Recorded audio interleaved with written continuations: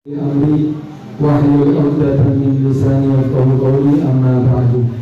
Yang saya muliakan para hadirin, para kiai, para alim ulama, para asatidz hadirin yang dirahmati oleh Allah Subhanahu wa taala. Syukur alhamdulillah pada malam hari ini kita sama-sama dikumpulkan di dalam majelis yang insyaallah penuh dengan barakah dan rahmat dari Allah Subhanahu wa taala. Mudah-mudahan dengan hadirnya kita di tempat ini Allah Subhanahu wa taala catat sebagai orang-orang yang dikehendaki oleh Allah Subhanahu wa taala untuk menjadi orang yang baik. Hadirin yang rahmat dari Allah Subhanahu wa taala, kita berkumpul di tempat ini itu dalam rangka yang pertama memperingati hari kelahiran Nabi SAW. Kita menghidupkan malam-malam hari untuk memperingati hari kelahiran daripada Nabi SAW. Sebetulnya yang paling tepat bukan menghidupkan dengan memperingati Maulid Nabi, tapi justru hati kita hidup dengan peringatan Maulid Nabi SAW. Kita banyak lupa terhadap Nabi. Kita jauh daripada syaratnya Nabi. Kita kurang perhatian dengan Nabi, kurang memikirkan bagaimana bisa membahagiakan Nabi dengan hadir di tempat ini, dengan hadir di tempat-tempat acara maulid seperti ini. Insya Allah hati kita akan menjadi hidup, akan lebih perhatian dengan syariat daripada yang sudah diajarkan oleh Nabi SAW.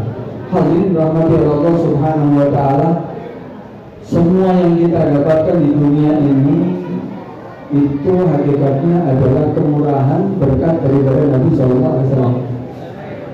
Dan kita mengakui itu hukumnya wajib. Karena itu Imam An-Nabhani menukil dalam kitab Wasailul Usul, menukil daripada kalangan Imam Syafi'i mengatakan syuhud bi fadli Rasulullah sallallahu alaihi wasallam fi kulli ni'matin yashhaduha muslimun amrun wajib.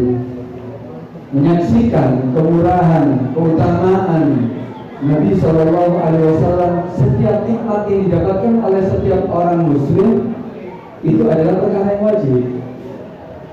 Karena itu apapun yang kita dapatkan daripada kenikmatan, baik itu kenikmatan harta benda, baik itu kenikmatan sehat walafiat, baik itu kenikmatan tambah imannya, baik kenikmatan zahir ataupun batin, itu berkat Nabi kita Muhammad SAW. Karena memang apapun yang disandingkan dengan Nabi itu mulia. Apapun yang disandingkan dengan Nabi akan jadi mulia. Apapun, kita aja disandingkan dengan Nabi menjadi umat yang terbaik. Kita ini menjadi apa? Khairul ummah, sebaik-baiknya umat ini. Sebaik-baiknya umat, bahkan apa haram nanti para umat nanti dari kiamat memasuki surga sebelum umat Nabi Muhammad. Kita ini menjadi umat yang istimewa, umurnya pendek, tapi Allah memberikan apa? Pelipat gandaan pahala. Kebaikan, satu kebaikan dilipat gandakan sampai 10 kali lipat. Belum nanti di waktu-waktu yang khusus akan ada lebih pelipat gandaan. Umurnya pendek-pendek, agak seperti umat dahulu. Umat dahulu itu ratusan tahun umurnya. Tapi umat Nabi Muhammad, kata Nabi Muhammad, ummati ma baina sittin wa sab'in. Umur umatku itu antara 60 sampai 70 tahun. Tapi walaupun umurnya pendek, tapi Allah memberikan keistimewaan terhadap umat Nabi Muhammad SAW. Belum lagi kita ini menjadi khairul ummah. Bayangkan hadirin, umat-umat yang dahulu, kalau seandainya dia melakukan kesalahan, melakukan maksiat, maka di pintu rumahnya akan tertulis Fulan bin Fulan melakukan maksiat. Pagi harinya sudah semuanya orang tahu, tetangga-tetangganya tahu, semua orang tahu. Tapi kalau Nabi Muhammad melakukan maksiat, mungkin keluarganya tahu. Kita kan sekarang kadang-kadang buka HP ini ya, kamar sendirian, wah segala hal bisa kita lihat. Buka yang nggak baik bisa. Nggak ada yang tahu. Kadang-kadang ketika ada orang tuanya lewat, itu deh. Nggak ada yang tahu. Allah nggak tahu. Tapi Allah nggak buka hadirin. Ditutupi sama Allah Subhanahu Wa Taala. Ini karena kita khairul ummah. Kalau umat-umat yang dahulu melakukan maksiat kemudian mereka bertobat, cara bertobatnya gimana? Supaya diterima tobatnya, anggota tubuh yang melakukan maksiat tadi syaratnya harus dihilangkan. Maksiat dengan matanya, dicongkel matanya. Maksiat dengan kakinya, dipotong kakinya. Itu umat yang dahulu. Kita enggak hadirin. Kita ini menjadi umat apa ketika ada orang bertobat sebesar apapun dosanya akan diterima tobatnya, akan dia diampuni dosa-dosanya. Ini berkat siapa semuanya? Berkat Nabi Muhammad SAW. Tentu ada satu cerita. Pernah Nabi SAW ketika duduk di rumahnya Sayyidah Aisyah, istrinya. Ketika duduk ada orang yang mengetuk pintu memberikan hadiah kepada Nabi SAW. Dihadiahi aba'ah seperti selimut itu. Dihadiahkan kepada Nabi karena Nabi itu dilarang menerima sedekah tapi boleh menerima hadiah. Diterima sama Nabi SAW. Selimut yang bagus, selimut yang indah. Setelah itu Sayyidah Aisyah dipanggil, taruh wahai Aisyah. Nggak lama ada orang datang kepada Nabi SAW, yaitu mengetuk pintu daripada rumah Nabi SAW. Kemudian dibuka, ternyata ada orang fakir. Aqtini ya Rasulullah, kasih aku sesuatu ya Rasulullah. Dia dalam keadaan butuh. Akhirnya apa? Itu aba'ah yang sudah baru diterima dipanggil Sayyidah Aisyah. Aisyah, ambil itu aba'ah, serahkan kepada itu orang fakir. Langsung diserahkan kepada itu orang fakir. Padahal aba'ah baru diterima dan itu bagus. Kasihkan, wah bahagianya itu orang fakir mendapatkan hadiah yang istimewa, langsung berangkat ke pasar. Kenapa? Jadi jual, karena dia dalam keadaan lapar, nggak bisa makan selimut, dia butuh makan. Akhirnya apa? Dijual, mengumumkan dia, siapa yang mau membeli daripada abah Rasulullah SAW? Wah itu orang berbondong-bondong datang, berebut orang ingin membeli daripada itu abah. Bingung dia, wah siapa yang harga termahal akan saya berikan. Semuanya saling menaikkan harga. Tidak jauh daripada di situ ada orang buta. Orang buta ini orang mampu. Kemudian dia mengatakan kepada budaknya, wahai budakku kesini kau. Itu aku mendengar ada selimut Nabi dijual. Kalau kamu berhasil bisa membeli daripada itu selimut dengan seharga berapapun, walaupun mahal, maka kamu akan merdeka. Wah, budak tadi ya berusaha, langsung masuk. Ada orang meninggikan harga, jual lebih tinggi lagi, terus sampai orang tidak mampu sudah. Hanya siapa? Budak tadi itu yang mampu untuk membeli, karena apa? Diperintahkan oleh sayyidnya, itu orang buta. Akhirnya terbeli itu abah, dikasihkan kepada itu orang yang buta.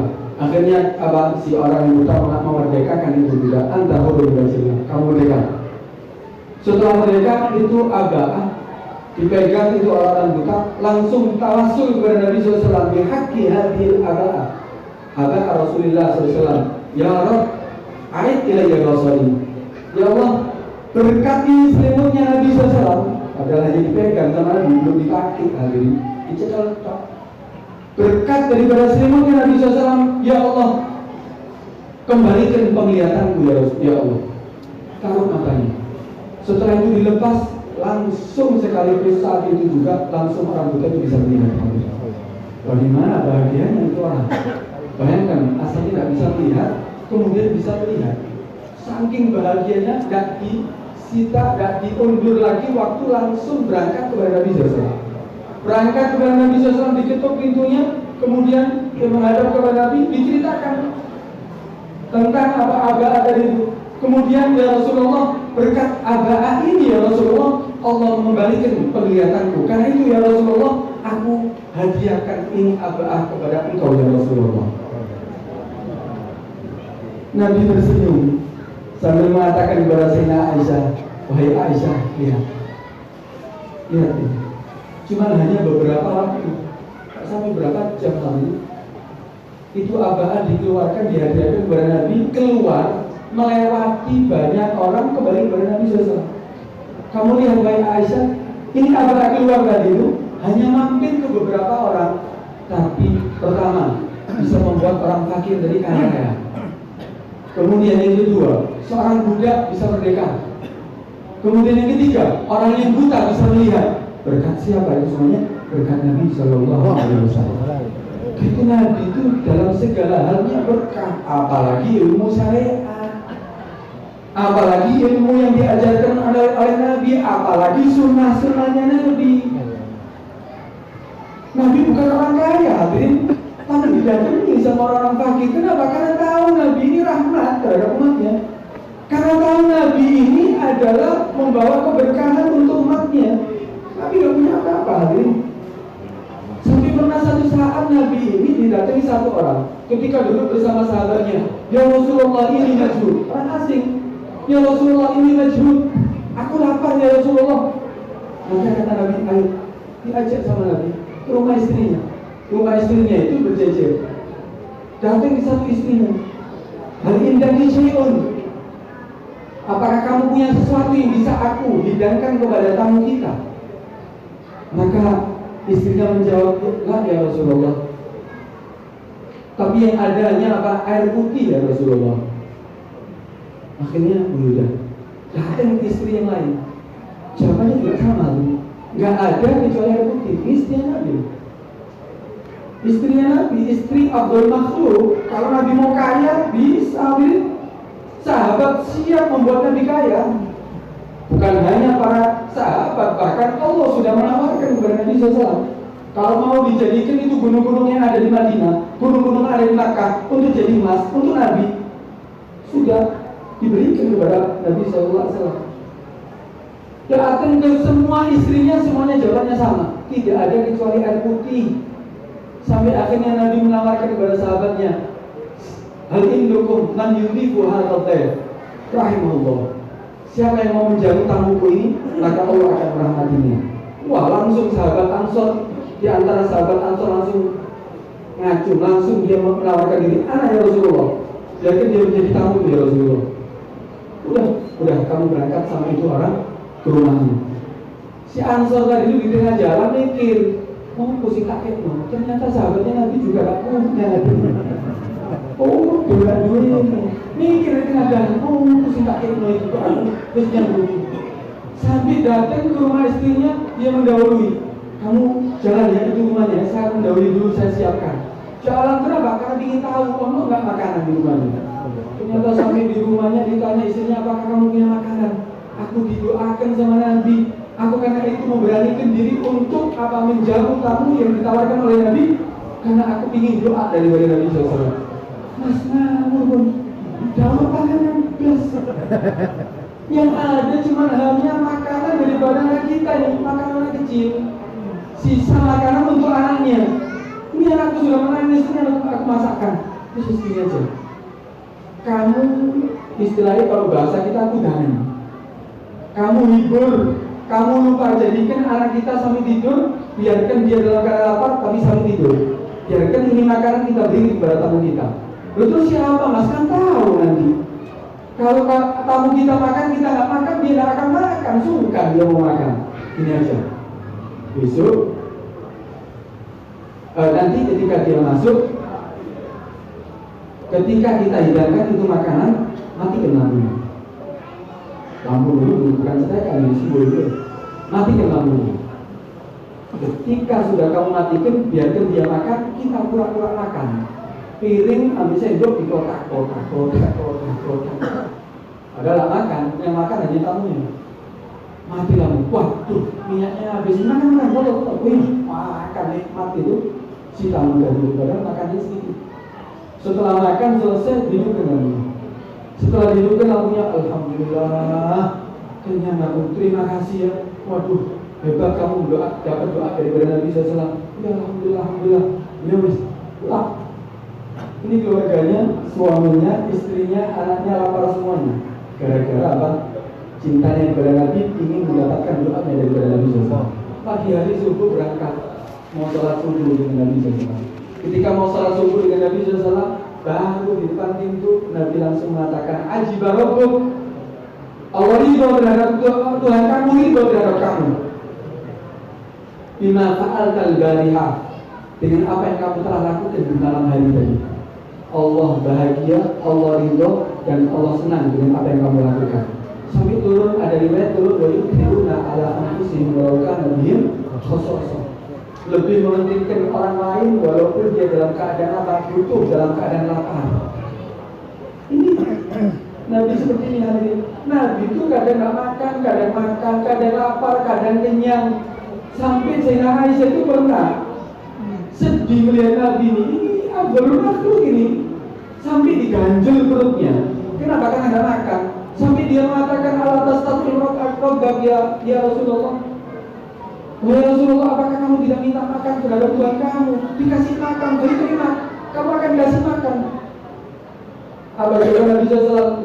Ya Aisyah, lalu aratu saatnya aku ingin ini semua gunung-gunung yang ada di Makkah ini menjadi emas, semuanya akan jadi emas untuk aku. Lakin akan tapi athartul faqra alal bina. Aku lebih mementingkan fakir daripada kaya. Aku lebih mementingkan lapar daripada kenyang. Karena itu Nabi ini contoh dalam segala hal ini. Kalau kita sekarang kadang-kadang merasa ya Allah kok susah, urusan rezeki kok sulit. Jangan tambah jauh dengan Nabi. Semakin mendekat dengan Nabi, semakin taat kepada Nabi. Nabi lebih lapar Nabi. Bahkan sampai 3 batu ditaruh di perutnya Nabi SAW. Sayyidah Fatimah ketika bawa roti ternyata apa? Ada 3 batu di situ. Sudah 3 hari wahai Fatimah, ayah kamu tidak makan. Ini baru pertama kali makanan yang masuk ke mulut ayah kamu ya, wahai Fatimah. Ini dapatkan oleh Nabi SAW. Karena itu, ya ayo kita ini jadikan Nabi ini karena cintanya kita kepada Nabi SAW, jadikan panutan yang sesungguhnya. Kita ini sudah kadang-kadang kebingungan. Ini panutan yang sudah jelas ini Nabi, panutan dalam segala hal. Nabi itu bukan panutan hanya untuk sholat, bukan. Hati-hati, kadang-kadang sekarang banyak paham-paham yang mengatakan bahwa Nabi ini hanya panutan untuk sholat, untuk puasa, untuk zakat, untuk urusan ibadah. Enggak. Allah mengatakan apa? Dalam Al-Quran, laqad kana lakum fi Rasulillah. Nabi Allah mengatakan apa? Laqad kana lakum fi Rasulillah. Benar-benar ada pada Rasulullah uswatun hasanah, contoh panutan yang baik. Nah, Allah mengatakan apa? Fi ibadati Rasulillah, fi siyami Rasulillah, fi sholati Rasulillah. Tapi Allah mengatakan apa? Fi Rasulillah, dalam segala keadaan Nabi. Dan sahabat sampai menegaskan apa? Laqad allamana Nabi sallallahu alaihi wasallam kulla syai'in hatta al-qarab. Nabi ini mengajarkan kepada kita segala hal, semuanya. Hatta al-qarab, sampai urusan WC hadirin. Ada agama yang menjelaskan tentang urusan WC? Enggak ada. Nabi mengajarkan sampai urusan WC. Mau masuk kamar mandi, baru kaki kiri, keluar kaki kanan. Ketika masuk ada doanya, ketika keluar ada doanya, ketika jongkok, cara jongkoknya, cara istinjanya, cara istibroknya, membebaskan sisa dari air kencing atau buang yang besar. Sampai cara membuka auratnya diajari sama Nabi. Kok urusan yang lain ini kecil ini diajarkan, apalagi urusan besar hadirin. Karena itu Pak, contoh Nabi bagaimana minum, Nabi bagaimana tidur, Nabi bagaimana dalam urusan keluarga, rumah tangganya, Nabi bagaimana dalam urusan ekonomi, Nabi bagaimana dalam urusan pemerintahan. Semuanya diajarkan oleh Nabi SAW. Gak ada yang terlewat. Karena itu, ayo di hari Maulid ini, di bulan Maulid ini, kita umat Islam ini kembali lebih perhatian dengan syariatnya Nabi, lebih perhatian untuk menjadikan Nabi seorang panutan, mencontoh dalam segala halnya, sehingga Nabi akan tersenyum, Nabi akan berbahagia, Nabi akan senang terhadap kita. Karena ketahuilah, setiap saatnya Nabi itu tahu kabar tentang umatnya, dikabarkan keadaan tentang umatnya, satu persatu dikabarkan tentang umatnya, tafsiran terperinci. Setiap hari Kamis ada malaikat yang mengabarkan semua keadaan umatnya. Karena itu ketika Nabi mendapatkan kabar ternyata umatnya dalam keadaan taat, hamdulillah, aku puji kepada Allah. Tapi ternyata kalau didapatkan yang didapatkan maksiat, Nabi sedih.